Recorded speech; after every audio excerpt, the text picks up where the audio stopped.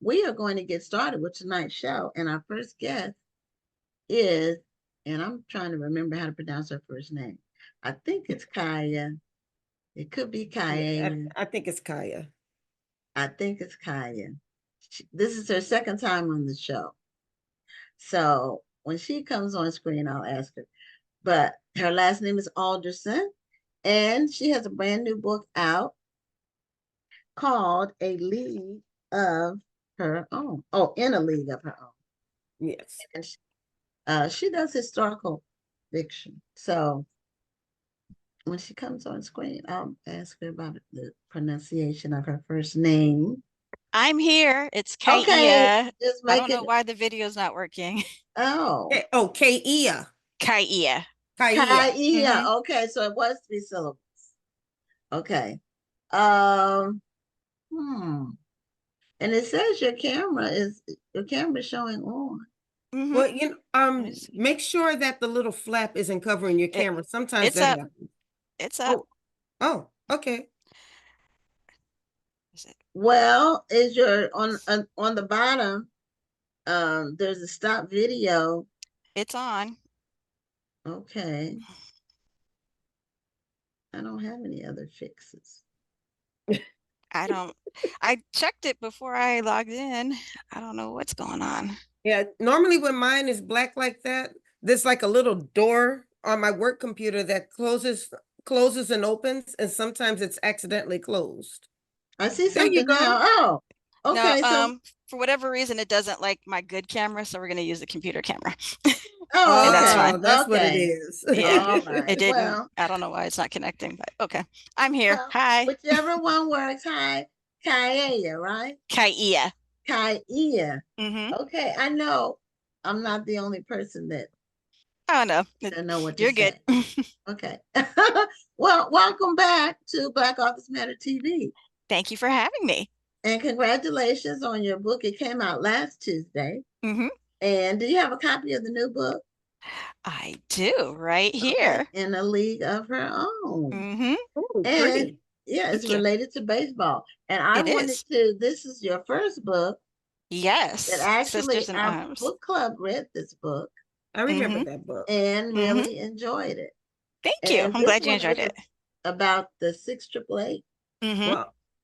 Well, I am getting vibes of the very popular movie that I believe came out in the late 80s called A League of Her Own, Mm-hmm. which was the baseball movie about the female baseball league.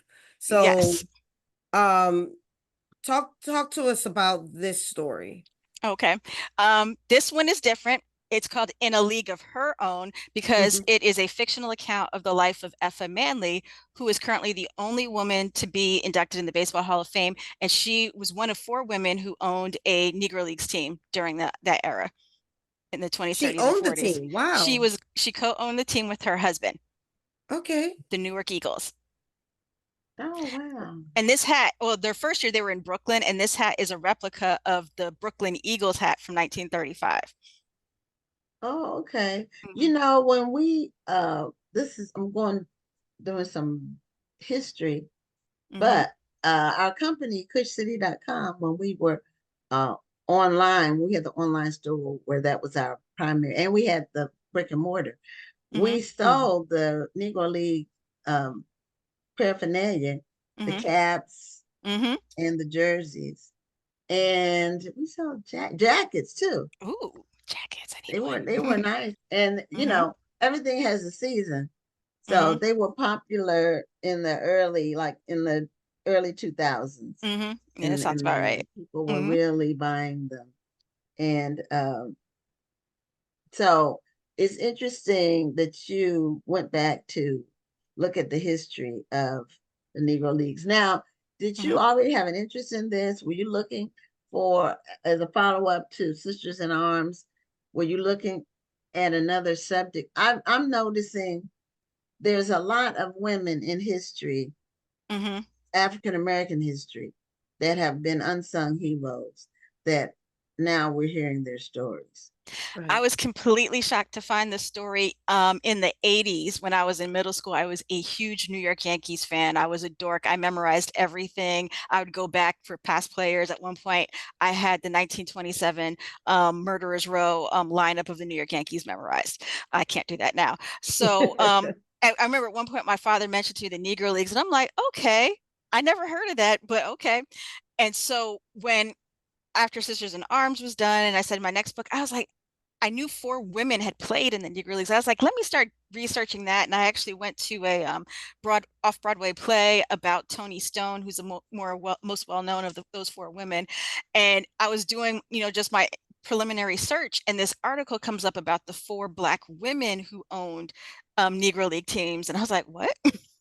And then I went and was reading, and the story of Effa Manley jumped out to me at the most, and I was just shocked and almost offended because I was like huge baseball nerd when I was deep into it. I had never heard of this woman, or knew that women had owned the team. She wasn't even the first one. So that once I started digging into her story, her whole life is a soap opera from the time she was conceived until she died. So it took a while for me to even narrow it down to the time period that I did. So when you saw the article, do you remember Mhm. where you saw the article about the women who owned the league? I Was it have it in a Black somewhere. newspaper, or was it in like a It one of the was, dailies, or was it a magazine? I don't remember. There was like 2 or 3 articles. I know the Society of American Baseball Research has a couple articles. Chuck D had written an article where he talked about them as well. So it was just in my Google searching, my internet searching, that I found this. Oh, okay. Yeah, so it's like, oh wow. And the thing that also offended me is this team was in New Jersey, and I grew up in New Jersey and had no idea we And had our still own never heard Negro Leagues. anything. Yeah, there's actually a lot of Black history where I grew up and did not know until after, years after I moved away. Like where my dad used to play golf with his friends back in the 20s and 30s was the first Black owned country club. And it is had no idea.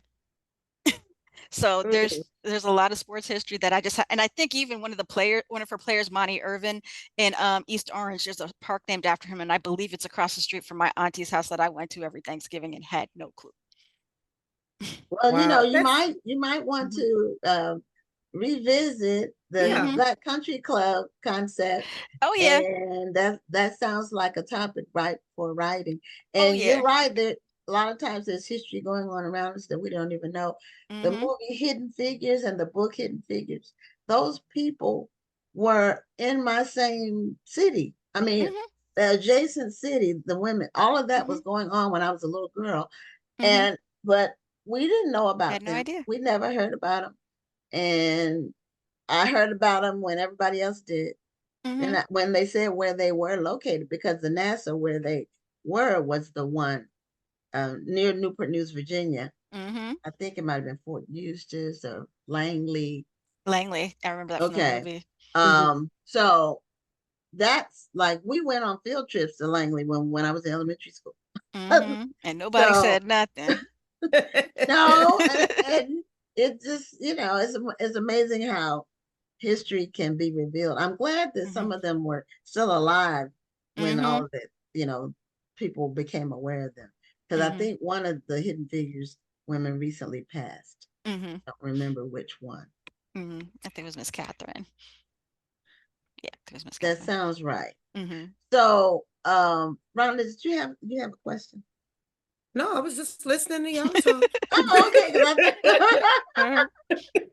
I'm trying to No, behave myself and not get too geeky, but I can no, deep dive in some of the no, stuff if no, you want. but that's no. but that's why I was just listening because it's Mhm. fascinating to me that this type of history will be in the city and the city not celebrated, and Mhm. that you actually found this information by accident. Mhm.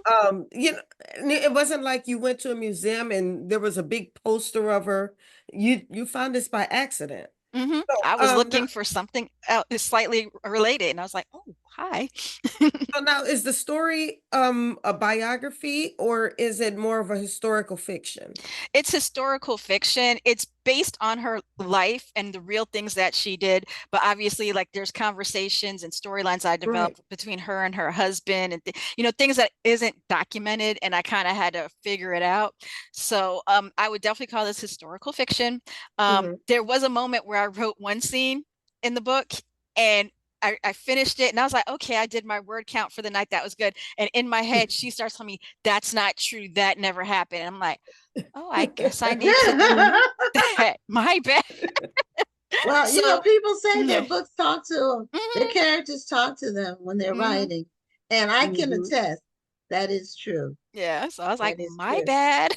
I I wanted will to delete just give that. some feedback about a couple of people who are watching. Uh, one said good evening from Huntsville, Alabama, and then Hi. one said they're watching from the city with soul, Jackson, Mississippi. And Come on, Jackson. the person who wrote this, her first name is Sharon and her last name is Day. Okay, my sister Uh-huh. name is Sharon. My maiden name is Day, but it's with Hmm. an E. And my sister's name is Sharon, spelled the exact same way, which is Hmm. an odd spelling, Hmm. Sherron.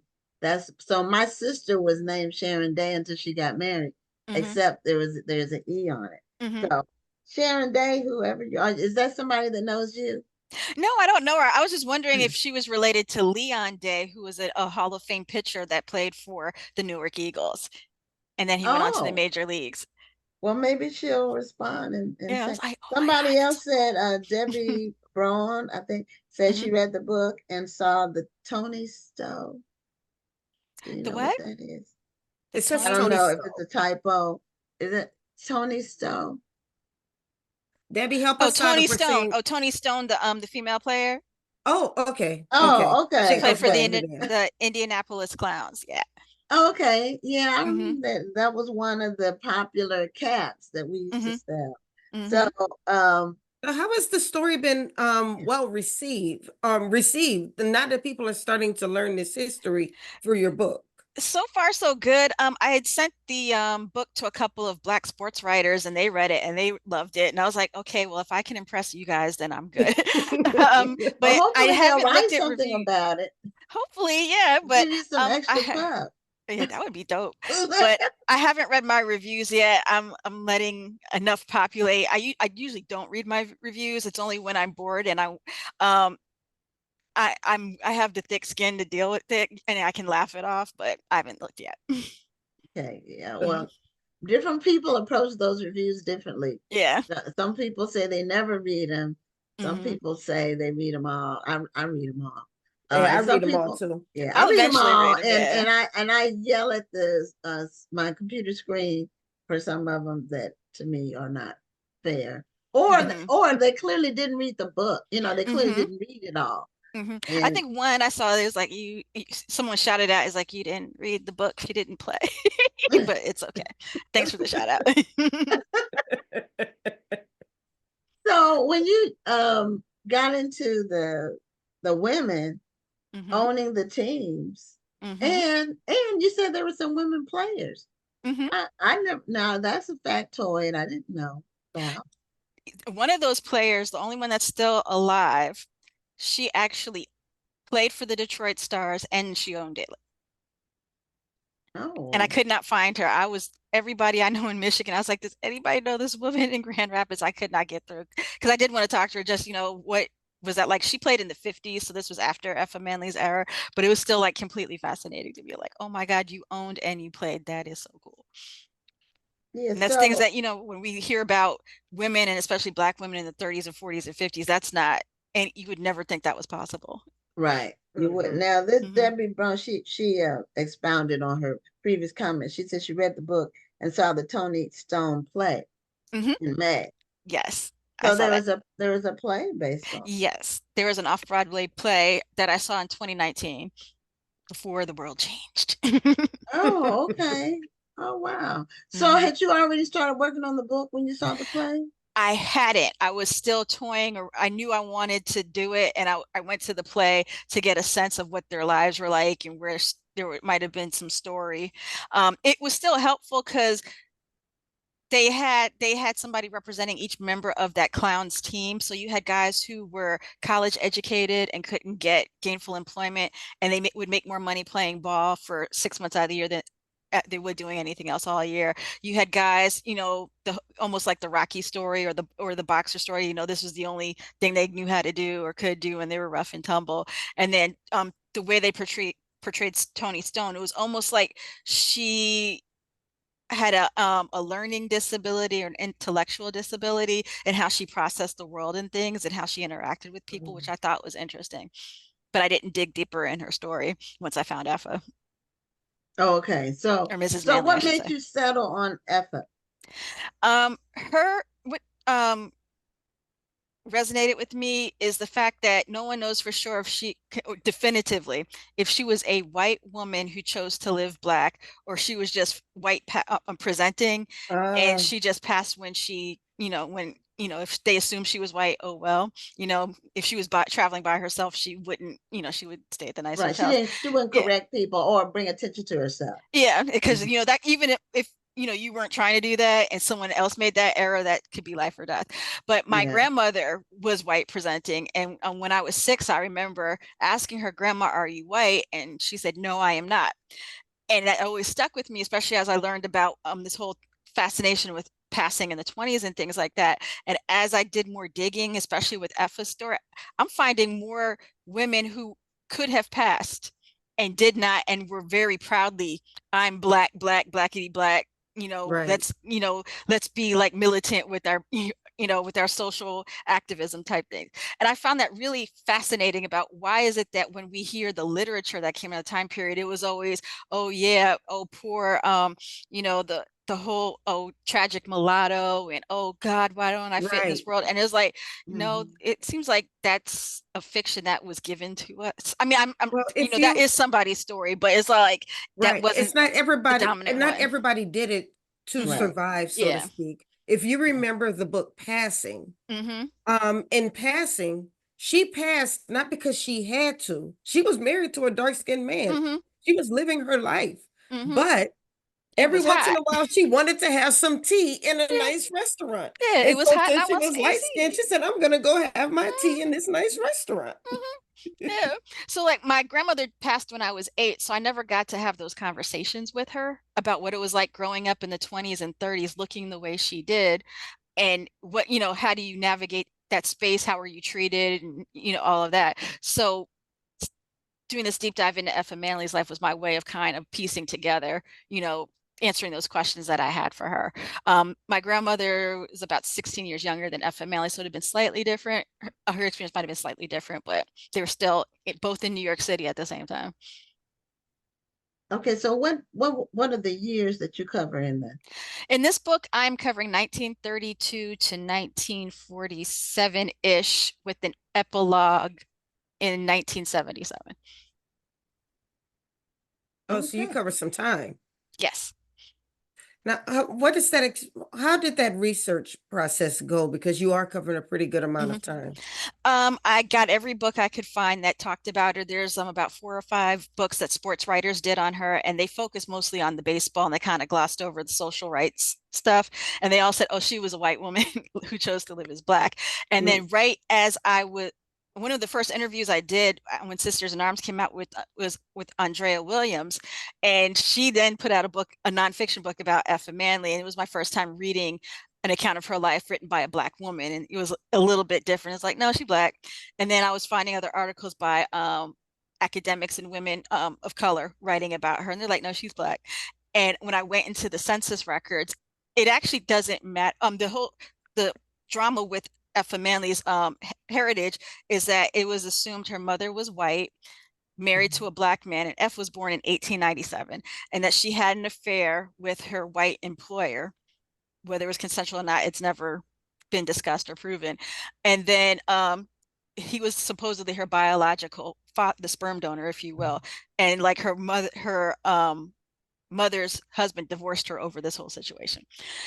So it was always assumed, oh yeah, she's white. She just grew up in this black family at this time period. Whereas like, okay, that's interesting. But when you go in the census records, it doesn't matter who the sperm donor was, because her grandfather was actually listed either as mulatto or Native American or some form of person of color. So regardless, Effa Manley was a person of color. She had some color in her blood, and she grew up in a Black family with her older and younger siblings, or half siblings, I should say. Okay. So when Or is my opinion you she's Black? so when they did the cover, show us the cover again because I wanted to Yeah. for people Okay. who tuned Oh in yeah, later. this was fun. This was a Yeah. fun So project. they really don't show you her face. No. So Mm-mm. they kind of And that leave I'm it up sure to that the that was done imagination. purposely. Well, you have to understand, even with Sisters in Arms, getting photos or to even get the picture together, Yeah. they're so rare. And the good ones had already, at least with Sisters in Arms, the good ones had already been used over and over again. So we had to cobble this together as best we could. Some things, I guess, I hope they don't mind me telling this, but like this is we had to use Yankee Stadium. And if you're a baseball geek like that, you know that facade, that's Yankee Stadium, which is fine because the story starts off in 1932 with her going to the World Series at Yankee Stadium. We could not find a picture of Negro League players that would fit. This is actually the New York Yankees. So just to go to cobble together, a picture like this, it was, I mean, it was a lot of emails back and forth. So I knew going in, yeah, it was probably going to be a picture of her back. But in my head, if you're a Star Wars geek, there's a shot when Darth Vader is looking out on the space battle, and it was like he was by himself, and it was like it gave a sense of loneliness. Like it's, you know what, you got what you wanted, but it's really lonely at the top, and so it kind of evokes that feeling. She does look like kind of like on an island at the baseball Mm-hmm. field. That's what I'm picturing. Yeah. I'm looking at this. It's like with Yeah, and with the everything that's hair. going on, she's by herself. Yeah. Mm-hmm. Mm-hmm. And with the hair giving her appearance and her ethnic makeup, I was like, okay, we're not trying to trick anybody. Because I went to like some bookstores, a Black bookstore, and she was like, I saw this book, but I couldn't tell if it was a Black book. And I'm like, oh no, it's Black. It's definitely Black. But And we're not, it wasn't on purpose. It's just the subject matter. just listening Mm-hmm. to your story, I Mm-hmm. cannot imagine that she would be a white woman who would choose to live as Black. I'm just imagining a Black woman who was light skinned and used that privilege, but I just can't because she was alone. Why would she choose to live that lonely life to where she Mm-hmm. would experience that type of treatment? Mm-hmm. Well, she grew up in a Black family. Her older half siblings were Black. Her mother remarried a Black man after she was born, had more kids, more Black kids. She grew up That in makes this sense. family. And then it was when she was 16 or 17, somewhere in there, when she's about to graduate high school, her mother pulls her aside. Listen, you white, go ahead and live your white life. And she chose not to. She married, as soon as she graduated from high school, she married a Black man that she met at Atlantic City, and they moved to Harlem. Okay, and I see that makes a lot of sense. I Mhm. can see that now. Yeah, I actually found somebody's master's thesis. They did a psychological breakdown on Effa Manley because I had such a hard time getting into her head. Like, when I'm writing the book is Effa, obviously be respectful as Mrs. Manley, but it's like, what are you thinking? What is driving some of these decisions you made? What made you do that? But in one of her interviews later in life, she did like this big comprehensive recording that you can pull offline. And she said, you know what, from time to time, I always wondered what it was like to be with white men. Oh, well, it's like, oh, I'm good. She got married 4 times and they were all the Black men. Wow, Okay. that's reminiscent of the Hattie McDaniel book. She got Mm-hmm. married 4 times. We Mm-hmm. talked about that on the show that came out Mm-hmm. in January of this year, Mm-hmm. The Queen of Sugar Hill. Mm-hmm. So it's interesting learning about Black women at the turn of the century the turn of the century to the 1900s, that Mm-hmm. century, and the Mm-hmm. early part of that century, Mm-hmm. and how they had to navigate, especially if they were educated or wanted to get an education, Mm-hmm. and how they were able to navigate just trying to be better, to Mm-hmm. succeed in a world that they had to be very, very strategic. And in Mrs. Manley's case, she even said in those interviews with her first marriage, it fell apart because I was ambitious. And there was like this empty, unspoken part, and he was not.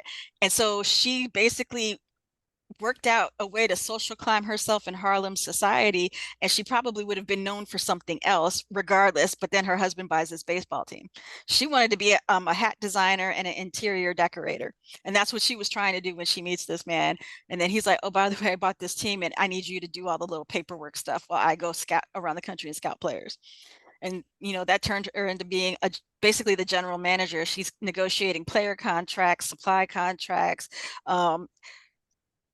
having to deal with this man's world of baseball where they're basically telling her, you don't belong here, go home. And she's like, no, you're going to listen to what I have to say. And she even told them years before integration happened, if you guys don't get your stuff together business wise, the major leagues are going to come in when they decided integrate, they're going to take all the good talent and bankrupt us. And that's what happened. They didn't listen to her. Yep. And that's what happened. Yeah, that's what happened. Yeah, the major leagues soaked up everything. Oh, some of the stuff I dug up or the puzzle pieces I put together had me irate and how that happened. And I had to keep it in Mrs. Manley's perspective. So like I don't know. I didn't go too deep in the mini feud she had with Jackie Robinson, but I was like, she was kind of right. He was kind of right, but she was kind of more right. And that feud, I'm like, I love Jackie Robinson. I was like, his family is still around. I'm like, I'm so sorry, but so you're just gonna drop that jewel on us with 2 minutes left in your interview, so we can't even see what happened. Oh yeah.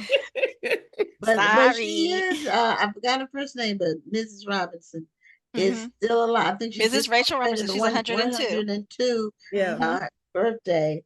And that's amazing to live that long. She still seems to be, she still looks good. She still looks like she's active and everything. And she lived a long time after she did. Because he passed in 72. In the 70s. And I think he had cancer. He's suffered from diabetes. Okay. Well, you figure the stress he was under doing what he did. Like I said, I have the utmost respect for him, and that movie did not do what he had had to really actually deal with. Yeah, but it's like that had breaking you down the way what activates diabetes is like it was a slow death, but yeah. Yeah, and then even though you're a great player, they're looking. They only see your color. That's all they see. And you can't fight back, necessarily within that situation. Because I don't know if people realize Jackie Robinson was a member of the Black Panthers in World War II, the unit, the 761st Cavalry. The 761st and he got court-martialed because he was down in Texas and they tried to send him to the back of the bus and he said no. Forcefully, and he got kicked out of the army, and he never saw combat, but he is a world war, and he was Jack Robinson. He wasn't Jackie Robinson is when he hit Major League Baseball. Yeah, a lot of people don't realize that. Yeah, he was court-martialed, but he won the court-martial, and he left the army, and then went and played baseball. And he was an officer, and the reason why he was an officer was Joe Louis. When Joe Louis was in the army in the war, he was doing all the promo tours. He wound up in Kansas, where he realized there's a bunch of these guys that have college educations and are eligible for officer training school, and they're giving them the runaround. So Joe Louis used his connections, and he's the reason why Jackie Robinson was an officer. Oh, wow. Well, yeah, as Rhonda said, you dropped these nuggets and it's the end of the show, end of the segment. But my bad. You know what? I'll show the cover one more time. Go ahead and read the book and then we can talk some more. Yeah, we're going to talk. We're going to talk. We can deep dive on some of this stuff. Thank you so much. Congratulations again. Thank you. And thank you for having me again. The research that you do to bring the story to life. That's much appreciated. Yes, very interesting. And I appreciate you because you guys do a bang up job helping us authors out and helping these readers out. Thank you. Thank you. You're welcome. We love it. So, all right. So have a great evening, and we hope to see you again soon. Okay. See you soon. Okay. Take care. Bye-bye. Bye-bye.